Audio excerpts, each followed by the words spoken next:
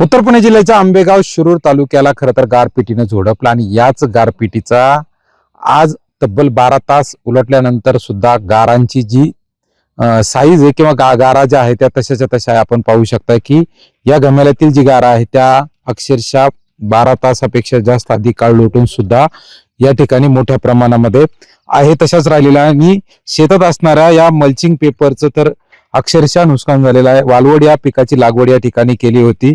या पडलेले बाजारभाव आणि खरं तर शेतकऱ्यांनी केलेले नवनवीन उपक्रम यातून कुठेतरी 4 रुपये मिळतील अशी आशा होती, परंतु या वालवड पिकाचे अक्षरशः शेंडे तर गेलेच, परंतु मल्चिंग पेपरचं सुद्धा मोठ्या प्रमाणात नुकसान झालं आहे. ठिबक या ठिकाणी केलं होतं, त्या पाईपांना सुद्धा तडे गेलेला आहे. आपल्यासोबत या ठिकाणी बाबा आहेत. काय सांगसाल, काय परिस्थिती होती? परिस्थिती म्हणजे अशी होती, आम्हाला असं वाटत नव्हतं का पाऊस येईल म्हणून, आणि पाऊस थोडा थोडा यायला लागला. आणि पाऊस नंतर जे वावधान आणि गारपेट जर चालू झाली तर अक्षरशः आमचे पार डोळे दिपले. काय करावं आणि काय नाही करावं असं पार आमचे पत्रे उडायला लागले, घरं हादरायला लागली.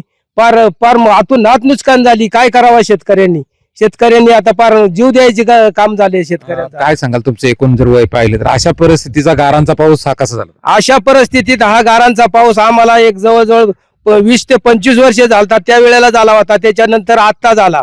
त्याच्यामुळे आता आम्ही इथून पाठीमागे थोडे जरा याच्यात होतो, म्हणले आम्हाला हुकवितोय पाऊस.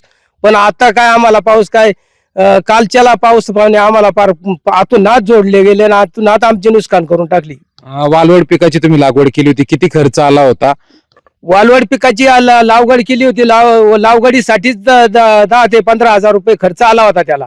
आणि त्याच्यातून आता हे अशी नुकसान झाली म्हणल्या मल्चिंग आणि एवढं जर म्हणलं तर 25 ते 30 हजार रुपयाचं नुकसान लगेच आत्ताच झाले आजच.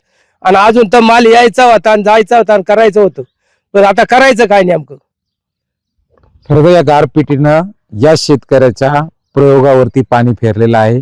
मल्चिंग असेल, ठिबक असेल आणि लागवडीचा खर्चासह जवळपास 25 ते 30 हजार रुपयाचं सुरुवातीचं नुकसान, आणि त्याचबरोबर या शेतामध्ये भरलेलं पाणी, यामुळे ही शेती खऱ्या अर्थानं लागवडीखाली यायला अजून अवधी असल्याचं पाहायला मिळत आहे. अमोल दरेकर, जय महाराष्ट्र, आंबेगाव, पुणे.